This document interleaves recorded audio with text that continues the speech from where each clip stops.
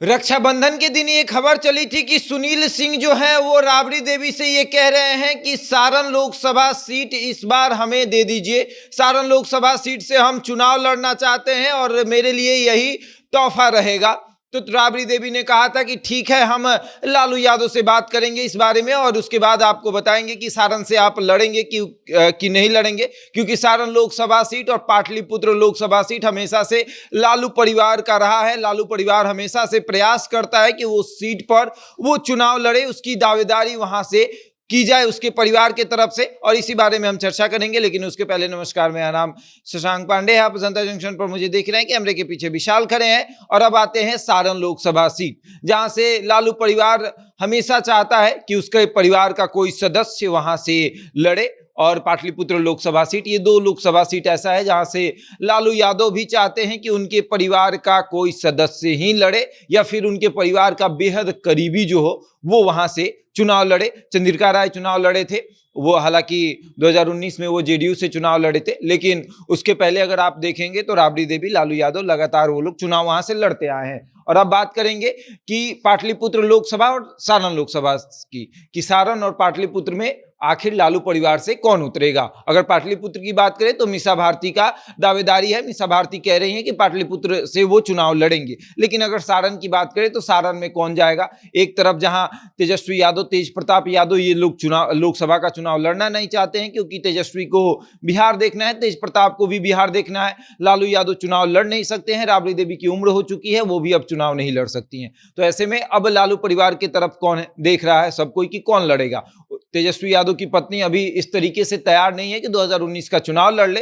तो ऐसे में सुनील सिंह ने ये देखते हुए ये कहा था कि सारण लोकसभा से हमारी तैयारी मजबूत है।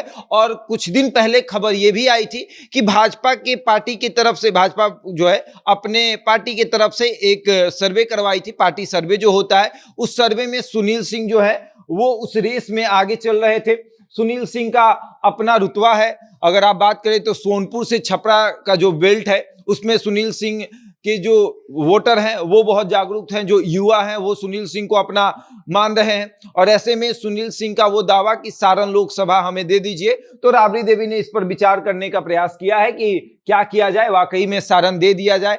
और अब खबर यह है कि सुनील सिंह अपनी दावेदारी और मजबूत कर रहे हैं। सुनील सिंह राजद के एमएलसी हैं और अभी कुछ दिन पहले खबर ये थी कि सुनील सिंह मंत्रिमंडल में शामिल होंगे। हालांकि अभी मंत्रिमंडल का विस्तार नहीं हुआ है, ये भी नहीं कहा जा सकता कि सुनील सिंह मंत्रिमंडल में शामिल नहीं होंगे, लेकिन मंत्रिमंडल पद के लिए भी दावेदार थे। लगातार उनके सोशल मीडिया के माध्यम से पोस्ट भी किए जाते थे उस तरीके से कि जैसे उन्हें बुरा लग गया है कि उन्हें अब मंत्रिमंडल में शामिल नहीं किया जाएगा।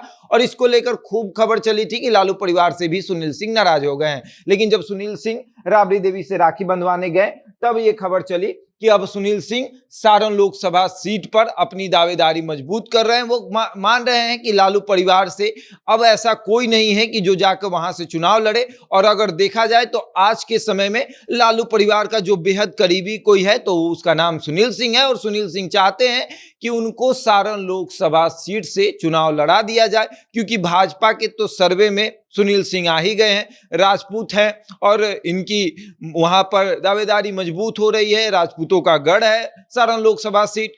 और ऐसे भी देखा जाए तो महाराजगंज और सारण ये दोनों राजद के खाते में जा रहा है। अगर आप देखें तो सिवान, गोपालगंज, महाराजगंज, सारण, तो दो सीट जो कि सिवान और गोपालगंज है वो जेडीयू के खाते में, और महाराजगंज और सारण जो है वो राजद के खाते में आ रहा है। तो ऐसे में सुनील सिंह देख रहे हैं कि यही मौका है और सही मौका है। एक तरफ इंडिया गठबंधन बना है, इंडिया गठबंधन मजबूत है, और अगर हम चुनाव लड़ते हैं तो हमको तीन तरफा चौतरफा वोट मिलेगा। एक तो राजपूत का वोट होगा, दूसरा यादवों का भी वोट होगा क्योंकि राजद के उम्मीदवार होंगे, और तीसरा कुशवाहा कुर्मी का भी वोट होगा क्योंकि जेडीयू भी हमें समर्थन दे रही है, और उसके बाद मुसलमान का भी वोट मिलेगा। तो चारों तरफ से वोट मिलेगा, तो इस बार हम अपना सीट निकाल सकते हैं। तो यही मौका है, इसी समय चुनाव लड़ जाते हैं। तो इसलिए सुनील सिंह ने जो है वो बात कर लिया है। वो तेजस्वी यादव से भी लगातार संपर्क साधने का प्रयास कर रहे हैं। हालांकि तेजस्वी यादव से इनकी बातचीत होती है, लेकिन उस तरीके से बात करना चाहते हैं कि सारण से इस बार हमें